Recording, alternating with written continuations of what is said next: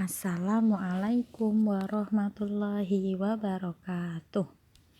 Baik teman-teman, perkenankan kami dari kelompok 3 akan menjelaskan salah satu model pendekatan dalam pembelajaran anak usia dini, yaitu high scope. Nah, sebelumnya kelompok kami terdiri dari 6 orang.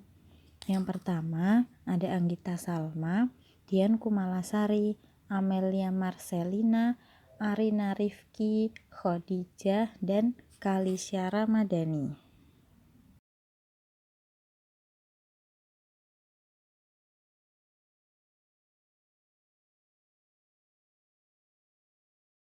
Oke, yang gak sabar untuk membahas materi ini, kita langsung saja ya. Yang mendasari pendekatan ini adalah teori perkembangan kognitif dari Piaget. Selain disebut high scope, metode pendekatan ini juga biasa disebut dengan metode konstruktif. Nah, apa itu konstruktif? Masih ingat kan? Kalau dari arti katanya sendiri, konstruktif berarti membangun. Di sini anak akan membangun pengetahuannya sendiri dalam belajar.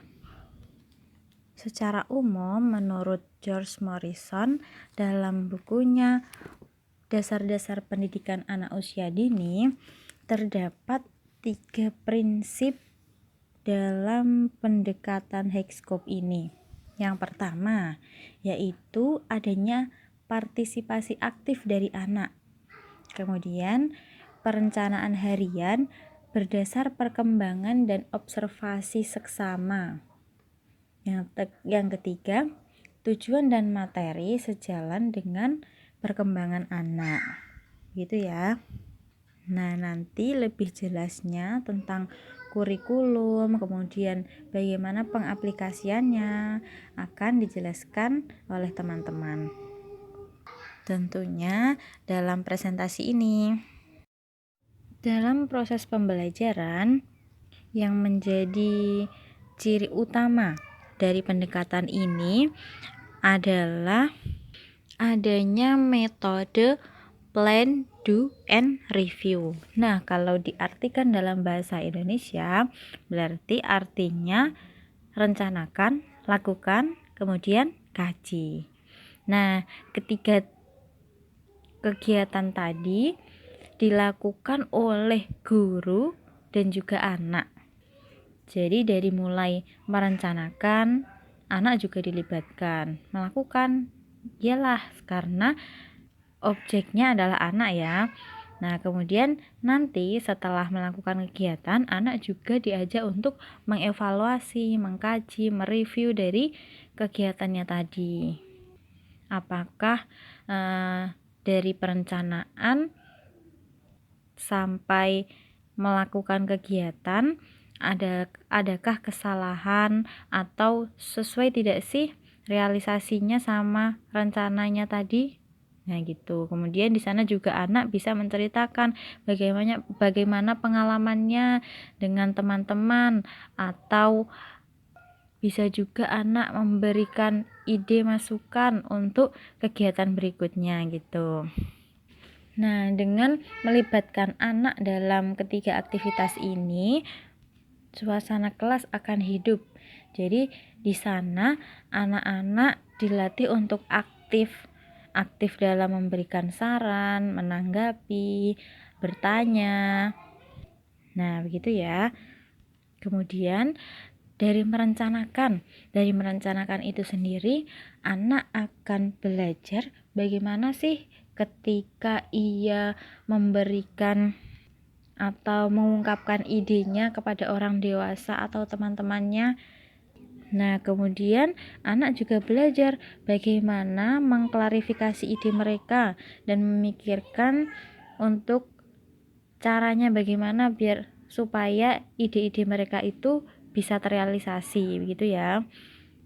Sebenarnya banyak banget manfaat dari sini. Anak belajar diskusi, kemudian merangkai rencana. Nah, gitu. Di sini guru bisa mengamati anak-anak yang di sana. Sudah sampai mana sih kemampuan anak dalam bersosial, dalam aspek kognitifnya. Nah, begitu ya, teman-teman. Setelah mengenal tentang apa yang dimaksud dengan kurikulum High-Scope, izinkan saya di sini akan memaparkan mengenai tujuan pembelajaran kurikulum High-Scope. Yang pertama, mengajarkan anak agar memiliki berbagai macam skill atau keterampilan.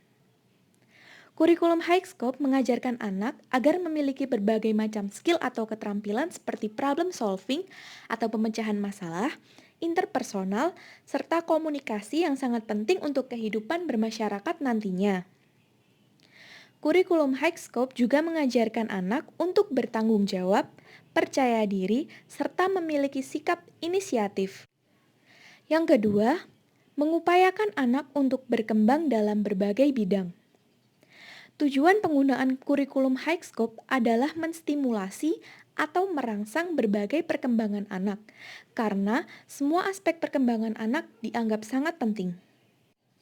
Selanjutnya, yang ketiga, yaitu memberi kebebasan anak, bahwa sekolah tidak hanya menghasilkan anak yang sukses secara akademik, akan tetapi juga menghasilkan anak yang memiliki keterampilan, kemandirian, serta dapat menumbuhkan rasa percaya diri pada anak. Oleh karena itu, anak akan dibiasakan untuk merencanakan kegiatan yang sesuai dengan minat mereka sendiri. Dan guru ataupun orang dewasa hanyalah sebagai fasilitator yang membimbing serta mengarahkan mereka. Tujuan yang keempat, mengajak anak untuk berempati, bekerja sama, berkomunikasi, serta mengerti perasaan orang lain. Dalam pelaksanaan kurikulum High-Scope, anak-anak akan dilibatkan agar dapat memiliki pengalaman secara langsung dengan orang lain, benda di sekitar, ide-ide, serta peristiwa-peristiwa di sekitarnya. Yang kelima, kurikulum High-Scope mendorong anak untuk memiliki sikap inisiatif. Kurikulum High-Scope ini dapat mendorong serta membangun inisiatif dalam diri anak dengan menyediakan materi-materi, peralatan, serta waktu untuk memilih serta mengerjakan kegiatan yang mereka minati. Hal ini juga dapat memunculkan kemandirian dan tanggung jawab pada anak yang tercermin pada kegiatan akhir, yaitu anak akan membereskan dan mengembalikan peralatan yang telah mereka gunakan. Tujuan yang selanjutnya adalah memberi pengalaman belajar aktif pada anak. Pada kurikulum High-Scope, anak akan dihadapkan secara langsung dengan orang lain, benda-benda, ide, serta peristiwa di sekitarnya. Pengalaman proses belajar aktif ini akan membantu anak untuk membentuk serta membangun pengetahuan mereka, karena dengan terlibat aktif, anak akan menemukan dan mengalami pengalaman yang baru bagi mereka. Dan tujuan yang terakhir adalah kurikulum memberi kerangka kerja bagi pendidik untuk membimbing kegiatan mandiri anak. Dalam hal ini, guru memiliki peranan yang sangat penting dalam kegiatan instruksional untuk mengarahkan serta membimbing anak dalam melaksanakan kegiatan mandiri mereka. Untuk selanjutnya ada bentuk model pembelajaran High-Scope. Jadi dalam pendekatan High-Scope di sini memiliki beberapa konsep penting. Yang pertama ialah sentra pembelajaran yang bervariasi. Di dalam sentra pembelajaran yang bervariasi ini, anak dapat melibatkan manusia, benda, peristiwa, dan juga idenya secara langsung dalam kegiatan pembelajaran. Untuk contohnya ada sentra drama, sentra membaca, sentra sains, sentra musik, sentra balok, sentra matematika, sentra seni, sentra agama, dan juga sentra bahasa. Dalam pendekatan ini, guru berperan membantu anak untuk memilih apa yang akan mereka lakukan di hari itu, melaksanakan rencana mereka, dan juga mengulang kembali yang telah mereka pelajari. Lalu pendekatan yang selanjutnya atau yang kedua ada plan do review atau merencanakan, melakukan, dan mengulas. Jadi untuk plan do review di sini maksudnya anak memilih apa yang akan mereka lakukan dalam setiap harinya dan kemudian mereka melaksanakannya, dan setelah pelaksanaan, anak bersama guru mengulas kembali apa yang telah mereka lakukan di hari itu. Kemudian pada kegiatan ini, di sini guru bertindak sebagai asisten atau fasilitator. Pendekatan yang ketiga di sini ada catatan anekdot. Jadi untuk pengalaman-pengalaman yang penting bagi anak, di sini dijadikan bahan untuk pembelajaran dengan menggunakan catatan anekdot di dalam bentuk diagram laporan perkembangan anak dan rekaman ataupun catatan observasi anak. Jadi catatan anekdot di sini berfungsi untuk melihat sejauh mana kemajuan yang diperoleh oleh anak. Kurikulum High-Scope. High-Scope mengembangkan kurikulum yang melibatkan anak sebagai pembelajar dan perencana aktif. Guru berperan sebagai fasilitator dan membimbing dalam menyiapkan kelas dan bahan-bahan yang akan digunakan anak dalam merencanakan kegiatan, beraktivitas, mengulangi aktivitas, dan menambah pengalaman. Kurikulum High-Scope membantu anak-anak prasekolah menjadi lebih bebas dan mandiri, bertanggung jawab, dan menjadi pembelajar yang percaya diri. Dalam pembelajaran High-Scope, anak-anak dilibatkan secara aktif dalam pembelajaran melalui penggunaan berbagai alat permainan yang ada. Orang-orang yang terlibat dalam pembelajaran dan gagasan-gagasan yang muncul diharapkan anak akan memperoleh sejumlah pengetahuan yang bermanfaat bagi perkembangan dirinya. Kurikulum High-Scope memiliki 58 poin yang harus dimiliki anak. Namun, dari 58 poin tersebut dapat dikelompokkan menjadi 10 poin pokok sebagai berikut. Yang pertama, kreativitas. Anak dapat mengenali benda, bentuk, suara, sentuhan, bau, dan rasa. Anak dapat bermain peran dan peragaan. Dapat menirukan gerakan dan suara, membuat model dari tanah liat, plastisin, dan bahan lainnya, dapat melukis dan menggambar, dapat berbahasa dan literatur atau mengenal huruf, dan menceritakan gambar, model, atau foto. Yang kedua, bahasa dan literatur atau mengenal huruf. Anak dapat menjelaskan mengenai benda-benda, kejadian-kejadian, dan hubungan antar kejadian. Mendengarkan cerita dan puisi, mengarang cerita, dan sajak. Anak dapat membaca buku cerita, simbol, dan mengarang bebas. Dapat membacakan cerita, dan menceritakan kepada orang lain tentang dirinya dan pengalaman penting yang pernah dialami. Dan menulis dengan berbagai cara seperti menggambar, membuat berbagai bentuk, dan mencoret-coret. Ketiga, musik. Anak dapat mengamati dan mengidentifikasi suara, mengamati bentuk dan nyanyian atau suara. Anak dapat bernyanyi, memutarkan musik, bermain instrumen musik sederhana, dan mengembangkan nyanyian. Yang keempat ada inisiatif dan hubungan sosial. Problem solving atau memecahkan masalah saat bermain. Anak dihadapkan pada masalah sosial. Anak dapat berkreasi dengan bermain bersama. Anak memenuhi kebutuhannya sendiri. Membuat dan mengekspresikan rencana dan gagasan yang dipilih. Turut ikut serta dalam kelompoknya. Anak sensitif terhadap perasaan, ketertarikan, dan membutuhkan orang lain. Anak mampu mengungkapkan perasaannya lewat kata-kata dan membangun hubungan dengan teman dan orang dewasa. Kelima ada gerakan. Anak dapat mengekspresikan gerakan yang dikreasikan. Dapat bergerak dalam rangkaian seperti memukul, merasakan dan mengekspresikan pukulan kuat. Dapat berperan seperti yang telah diperintahkan. Mendeskripsikan gerakan. Bergerak menggunakan ototnya seperti melompat, meloncat, berlari, memanjat, meluncur, dan sebagainya.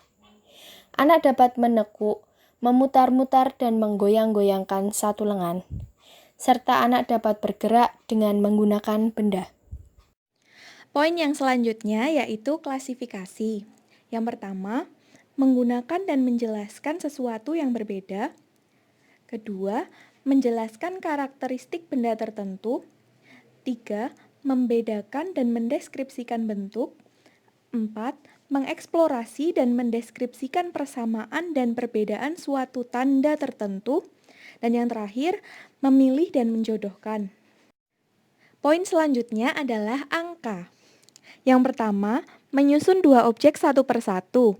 Yang kedua, menghitung benda. Dan yang ketiga, membandingkan nomor dari benda-benda dalam dua kelompok yang berbeda, banyak atau sedikit. Poin berikutnya yaitu mengurutkan, yang mencakup mengatur urutan suatu benda dengan sistem trial and error seperti benda kecil, sedang, dan besar. Kedua, membandingkan sesuatu yang berbeda dan menjelaskan hubungannya.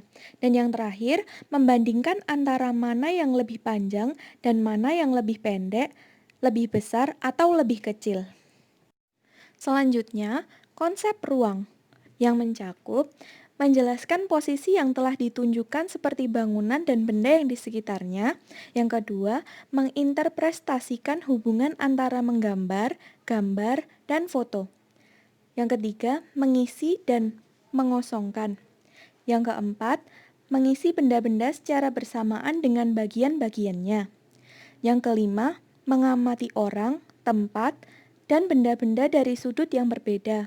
Dan yang terakhir, membentuk benda dan menyusun benda seperti memutar, melengkung, merentangkan, dan menutup. Selanjutnya, saya Arina Rifki akan melanjutkan tentang konsep waktu. Antara lain, 1. Mengantisipasi, mengingat, dan mendeskripsikan sebuah kejadian atau peristiwa. 2. Membandingkan interval waktu. 3. Mendeskripsikan kecepatan gerak. 4. Memulai dan memberhentikan suatu benda. Selanjutnya, sasaran jangka panjang kurikulum Highscope adalah keseimbangan akademik, sosial, emosional, dan aspek fisik. Aspek sosial emosional adalah kemampuan interpersonal dan kemampuan intrapersonal. Kemampuan interpersonal diperlihatkan dalam bentuk perilaku. 1. Mengerti orang lain. 2. Berempati.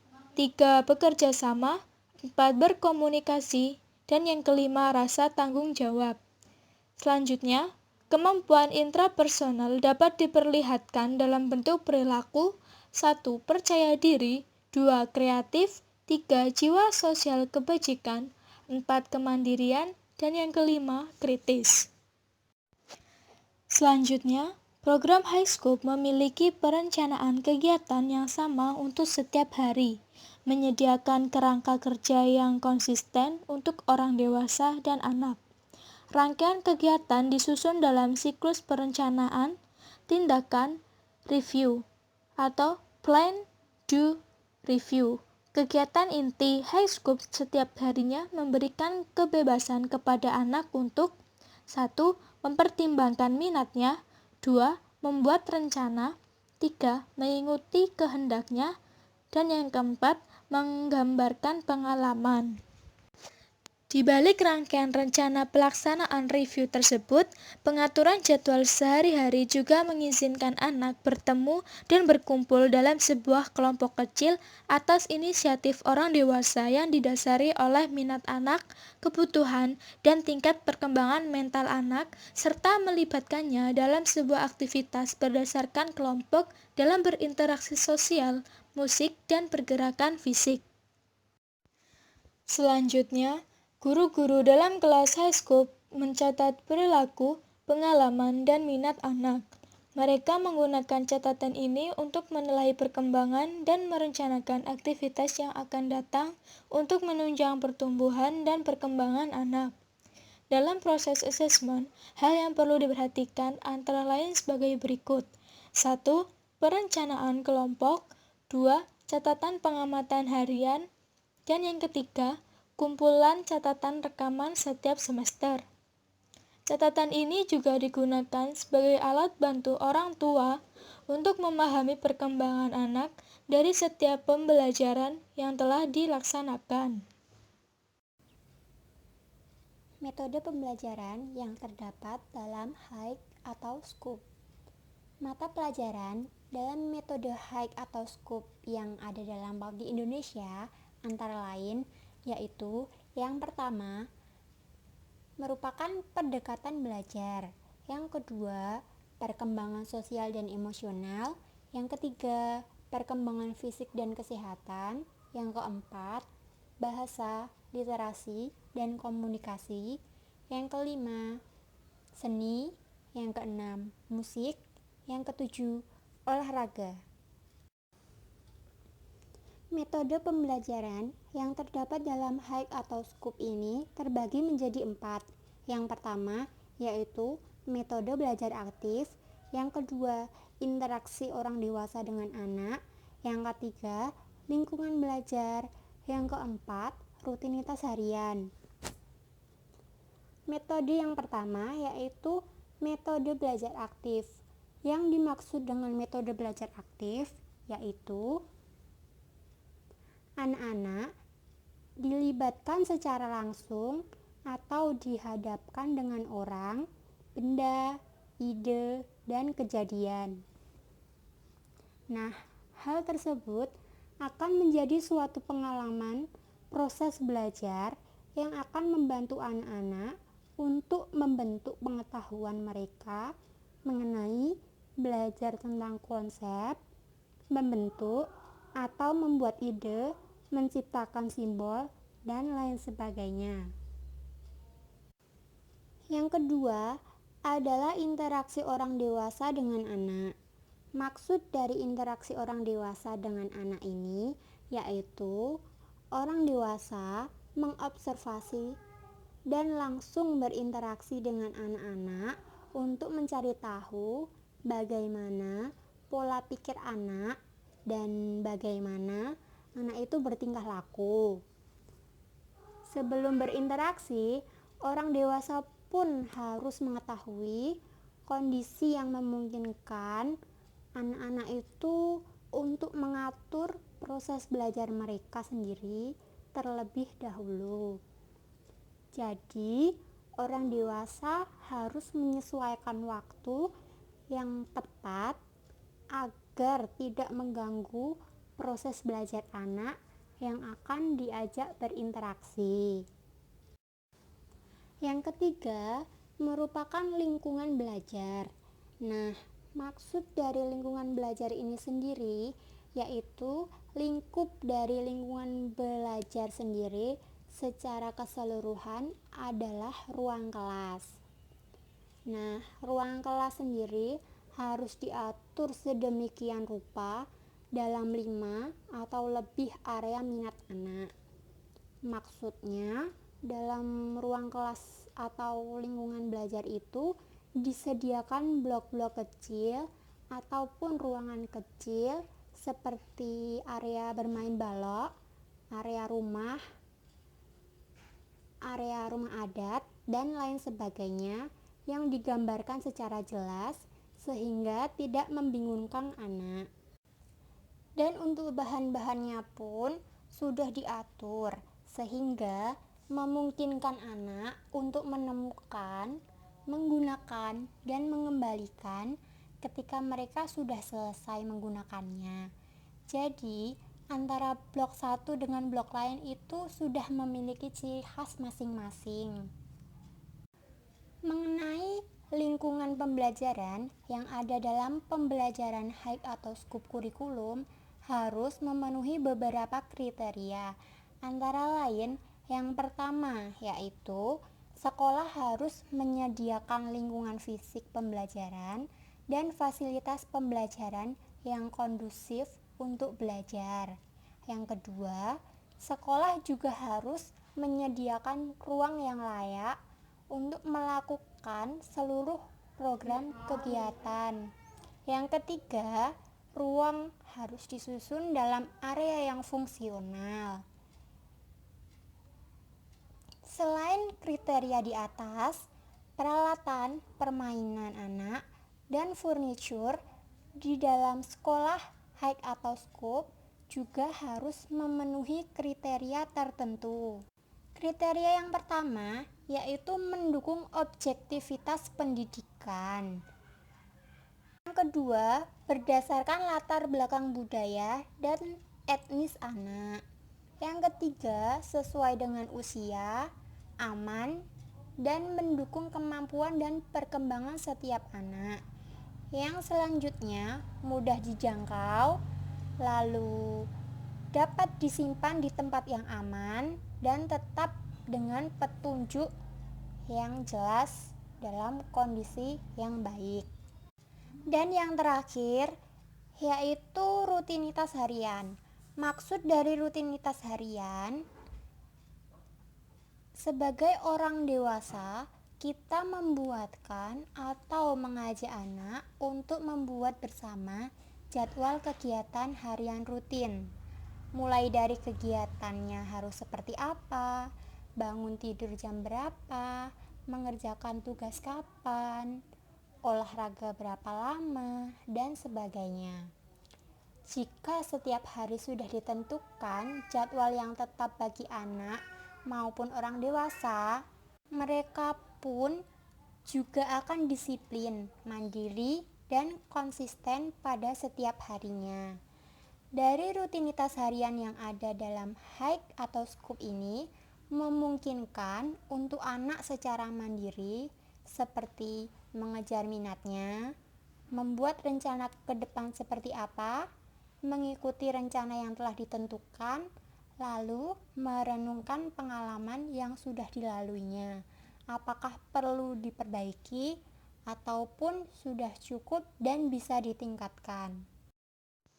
Ya, saya Rina Rifki akan melanjutkan pembahasan mengenai pendekatan high scope. Di sini saya akan menjelaskan mengenai keunggulan pendekatan high scope. Antara lain, 1. Membantu guru dalam berkontribusi lebih banyak pada perkembangan anak. Karena dalam pendekatan ini guru menjadi fasilitator bagi anak. Kemudian yang kedua, anak dituntut untuk memilih pembelajaran apa yang akan mereka pelajari. Mengapa? Karena dengan anak dibiarkan memilih kegiatan mereka sendiri, anak akan sangat baik dalam mengembangkan kognitifnya dan bahasa dan membuat mereka mengingat materi lebih lama. Yang ketiga yaitu membentuk anak menjadi pembelajar yang aktif. Selanjutnya, membentuk kemandirian anak dalam mengambil keputusan dan memecahkan masalah. Selanjutnya, tidak hanya mencetak anak yang berhasil dalam bidang akademik, namun juga memiliki skill termasuk diantaranya yaitu skill tentang emosional dan skill tentang sosial. Selanjutnya, kerjasama yang erat antara orang tua dan anak sehingga memaksimalkan perhatian yang mendukung tumbuh kembang anak.